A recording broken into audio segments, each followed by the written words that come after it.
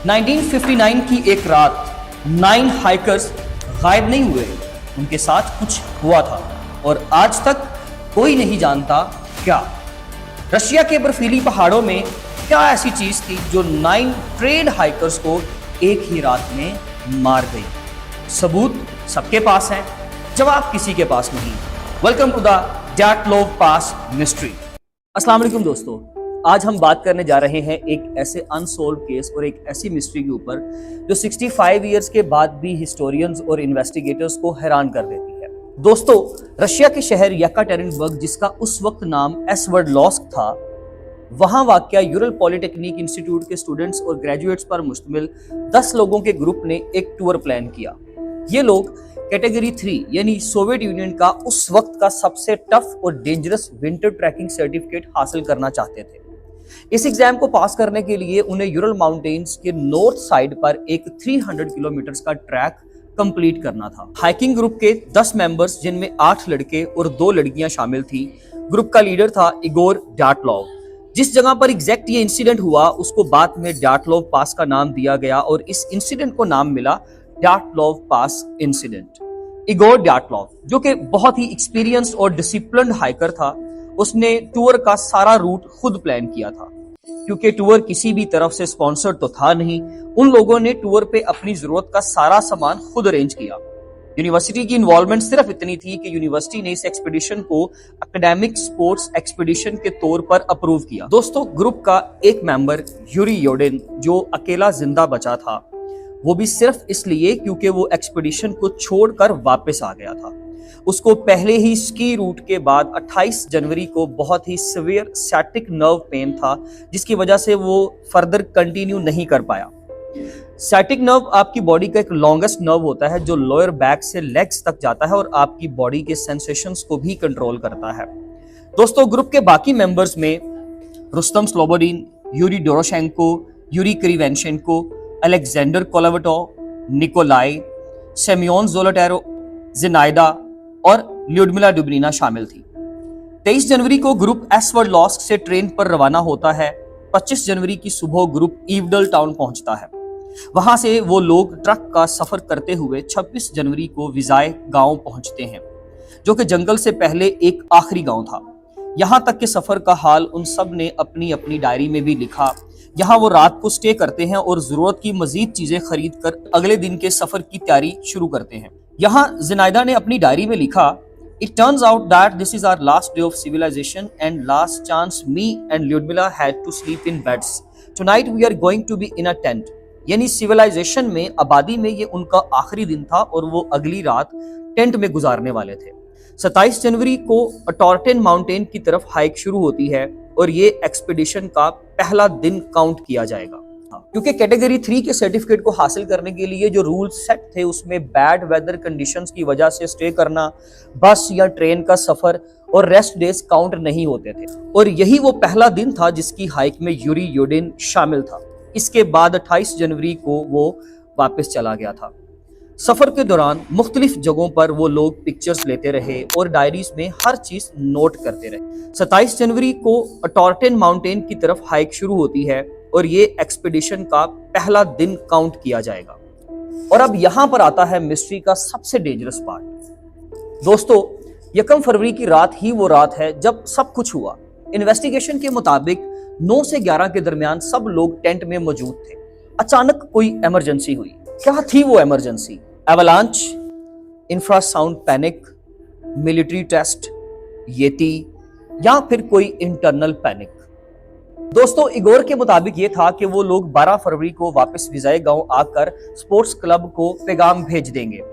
लेकिन 12 फरवरी को गुजरे भी अब कई दिन गुजर चुके थे। आमतौर पर ऐसे बैड वेदर कंडीशंस की वजह से 2-4 दिन का गैप तो आ सकता है, लेकिन अब 12 फरवरी को गुजरे 10 दिन गुजर चुके थे, जो कि फैमिलीज को खटक रहा था और इसलिए फैमिलीज ने यूनिवर्सिटी से कहकर ग्रुप की सर्च शुरू करवाई। 20 फरवरी को यूनिवर्सिटी की तरफ से वॉलंटियर्स और कुछ एक्सपर्ट्स की एक टीम उनकी खोज में जाती है। वॉलंटियर्स की टीम की अनथक मेहनत के बाद 26 फरवरी को वो लोग टेंट ढूंढने में कामयाब हो जाते हैं। जब उन्होंने टेंट देखा तो टेंट आधा बर्फ के नीचे दबा हुआ था और आधा अपनी सही हालत में खड़ा हुआ था, लेकिन टेंट को अंदर से किसी ने चाकू या छुरी से काटा था। आखिर ऐसा क्या खतरा था टेंट में कि वो लोग टेंट को अंदर से फाड़कर भागे, और वो भी तब जब बाहर का temperature -30 degree Celsius. Search team को पता चला कि वो लोग किसी छुरी या चाकू से टेंट अंदर से फाड़कर भागे हैं, लेकिन कुछ देर के बाद उनके फुटप्रिंट्स बिल्कुल नॉर्मल हो गए, जैसे वो लोग पैदल चलने लग गए। शायद खतरा टल गया था। फुटप्रिंट से ये पता चला कि कुछ लोग तो सिर्फ सॉक्स, और हैरान कर देने वाली बात यह है कि कुछ लोग नंगे पांव ही भाग निकले। फुटप्रिंट्स को ट्रेस किया गया, जो कि जंगल के पास नीचे जाकर गायब हो गए। रिसर्च टीम फुटप्रिंट्स की डायरेक्शन में ही आगे बढ़ती गई, और टीम को ट्री लाइन के नीचे टेंट से 1.5 किलोमीटर के फासले पे एक देवदार के दरख्त के पास 2 डेड बॉडीज मिलती हैं। दोनों डेड बॉडीज सिर्फ अंडरगारमेंट्स में, जिनके पास ही एक छोटी सी आग जलाने के साइन भी मिलते हैं, क्योंकि एक डेड बॉडी के हाथ में ट्री बार्क भी मिलती है, और यह भी नोट किया गया कि दरख्त की कुछ शाखें खींची गई हैं, जैसे कि उन्होंने अपनी जान बचाने के लिए आग जलाने की कोशिश की। ये डेड बॉडीज थी यूरी डोरोशेंको और यूरी क्रिवेंशेंको की, जिन पे फ्रॉस्ट बाइट के साइन भी मिलते हैं। दोस्तों, फ्रॉस्ट बाइट, जिसमें ठंड की वजह से इंसान के जिस्म के अफेक्टेड पार्ट के टिश्यूज ऑलमोस्ट डेड हो जाते हैं। देवदार के दरख्त से टेंट तक वापस आने वाले रूट पर टीम को 3 और बॉडीज मिलती हैं, जिनमें से 2 बॉडीज की डिस्कवरी 27 फरवरी को, जबकि एक डेड बॉडी की डिस्कवरी 5 मार्च को होती है। तीनों बॉडीज की पोजीशन में एक चीज कॉमन थी। ऐसा लग रहा था कि जैसे ये तीनों वापस टेंट की तरफ जाते हुए ऐसी ही किसी कोशिश में मारे गए, क्योंकि उस रात का टेम्परेचर -30 डिग्री सेल्सियस था। इसी वजह से उन लोगों की जिंदगी हार गई और ठंड जीत गई। टेंट से वापसी पे जो पहली डेड बॉडी मिली वो था ग्रुप का लीडर इगोर टार्टलॉव, जो टेंट से 1 किलोमीटर के डिस्टेंस पे था। उसका मुंह बर्फ में नीचे की तरफ था। दोस्तों, यहाँ आपको एक बात बताता चलूं कि इगोर की 12 साल की बहन टाटियाना के मुताबिक इगोर ने जब अपनी मदर से इस एक्सपीडिशन के लिए परमिशन मांगी तो पहले तो उसकी मदर ने उसको मना किया, लेकिन उसने अपनी मदर से कहा, जस्ट 1 मोर टाइम मामा, जस्ट 1 लास्ट ट्रिप। और फिर यही हुआ, उसकी जिंदगी का ये लास्ट टूर साबित हुआ। इगोर की बॉडी पे कोई खास जख्म नहीं मिले, लेकिन ऐसा लगता था जैसे वो टेंट की तरफ वापस जाने की कोशिश में था, लेकिन इतनी ज्यादा ठंड में वो जान की बाजी हार गया। जब टीम थोड़ा और आगे बढ़ी तो टेंट से अराउंड 630 मीटर के डिस्टेंस पे उन्हें जिनाइडा की डेड बॉडी मिली, जिसके हाथ ऊपर की तरफ उठे हुए, जैसे वो आगे बढ़ने की कोशिश कर रही थी, और उसके फेस पे काफी जख्म देखने को मिले। टेंट से अराउंड 480 मीटर्स के डिस्टेंस पे रुस्तम की बॉडी मिली। उसका माइल्ड स्कल फ्रैक्चर था और उसके जिस्म पे कुछ जख्म भी थे। डॉक्टर्स की रिपोर्ट के मुताबिक इन सब के मरने की वजह हाइपोथर्मिया बताई गई। अब हाइपोथर्मिया एक ऐसी मेडिकल इमरजेंसी कंडीशन होती है जिसमें इंसान के जिस्म का टेम्परेचर 35 डिग्री सेल्सियस से नीचे गिर जाता है। ये ज्यादातर बहुत ज्यादा ठंड, बर्फ, ठंडे पानी या तेज और ठंडी हवा में देर तक रहने की वजह से होता है। 4 बॉडीज स्टिल मिसिंग थी। सर्च टीम को बाकी की बॉडीज नहीं मिलती। मार्च से अप्रैल तक सर्च रोक दी जाती है और बर्फ के पिघलने का इंतजार किया जाता है। फिर मई आता है और राज और भी ज्यादा गहरा हो जाता है। 4 मई को देवदार के दरख्त से थोड़ी दूर अराउंड 75 मीटर्स गहरी खाई यानी एक रिवाइन में बर्फ के कुछ मीटर्स नीचे 4 डेड बॉडीज मिलती हैं। ऐसे लगता था जैसे ये लोग शेल्टर बनाने की कोशिश कर रहे थे। ये डेड बॉडीज ग्रुप के बाकी के 4 मेंबर्स ल्यूडमिला, सेमियोन, अलेक्जेंडर और निकोलाई की थी। यही इस केस का सबसे ज्यादा खौफनाक पार्ट था। यहाँ अलेक्जेंडर को ज्यादा इंजरीज नहीं हुई और उसकी मौत की वजह भी हाइपोथर्मिया बताई गई, लेकिन बाकी 3 बॉडीज की सिचुएशन बड़ी अजीब देखी गई। ल्यूडमिला की रिब्स काफी जगहों से टूटी हुई, टंग और लिप्स मिसिंग थे। ऐसा लगता था जैसे किसी जानवर ने उसके मरने के बाद ये सब किया, लेकिन उन लोगों के अलावा किसी भी जानवर के पांव के निशान वहां नहीं देखे गए। सेमियोन को बहुत हैवी चेस्ट इंजरी हुई, कैमरा गर्दन में लटका हुआ मिला, उसकी भी कुछ रिब्स टूटी हुई थी। ल्यूडमिला और सेमियोन की ऑटोप्सी में डॉक्टर ने लिखा, ये इंजरीज किसी कार के हिट के जैसी हैं। जैसे वो किसी फास्टेस्ट कार के साथ टकराए हों या फिर उनके ऊपर कोई हैवी प्रेशर फॉल किया हो। ल्यूडमिला और सेमियोन की मौत की वजह सीवियर चेस्ट ट्रॉमा डिक्लेयर हुई। निकोलाई को बहुत सीवियर स्कल फ्रैक्चर हुआ था। उसका फेस क्रश था, जैसे ये कोई इंपैक्ट इंजरी हो। मतलब या तो उसके ऊपर वही शेल्टर जो वो बनाने की कोशिश कर रहे थे वो गिरा, या फिर निकोलाई एक स्पेसिफिक हाइट से गिरा था। 6 बॉडीज की मौत की वजह हाइपोथर्मिया बताई गई, लेकिन बाकी की 3 बॉडीज की मौत की वजह क्या थी? आखिर क्या हुआ उनके साथ? फिर से वही सवाल, येती, एवलांच या कोई और जानवर? क्या था ये? क्योंकि ल्यूडमिला और क्रिवोनिशेंको की बॉडीज पर रेडियो एक्टिव मटेरियल भी मिले थे, तो क्या ये कोई सोवियत यूनियन का एक्सपेरिमेंट हो सकता है? कोल्ड वॉर की वजह से होने वाला एक्सपेरिमेंट। उनकी मौत की एग्जैक्ट वजह तो कोई भी नहीं जानता। हाँ, लेकिन बहुत सारी थ्योरीज के जरिए से उनकी मौत को एक्सप्लेन करने की कोशिश की गई। जैसे कि 2 लोगों के कपड़ों पर मिलने वाले रेडियो एक्टिव मटेरियल की वजह से कहा गया कि यहां कोई मिलिट्री टेस्ट हुआ था। इस थ्योरी के मुताबिक सोवियत यूनियन ने उस एरिया में सीक्रेट मिलिट्री टेस्ट या एक्सपेरिमेंटल वेपन्स का इस्तेमाल किया, जिनका असर जाटलोव ग्रुप पर पड़ा। कपड़ों पर मिली रेडियो एक्टिविटी, बिना एक्सटर्नल वाउंड्स के इंटरनल इंजरीज, साथ ही केस का अचानक और जल्दी क्लोज होना, ये सब चीजें शक पैदा करती हैं। लेकिन जब हार्ड एविडेंस की बात आती है तो ये थ्योरी वीक पड़ जाती है, क्योंकि जहां डेड बॉडीज मिल सकती हैं वहां किसी ब्लास्ट या किसी ऐसे मटेरियल के जखीरे भी मिल जाने चाहिए थे।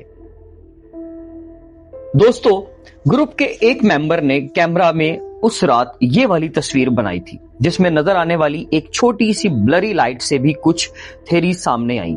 कुछ ने कहा कि ये आसमां पे उस रात अनआइडेंटिफाइड फ्लाइंग ऑब्जेक्ट की लाइट है, तो किसी ने कहा कि टेंट के बाहर एक छोटी सी लाइट की तस्वीर जो गलती से कैप्चर कर गई।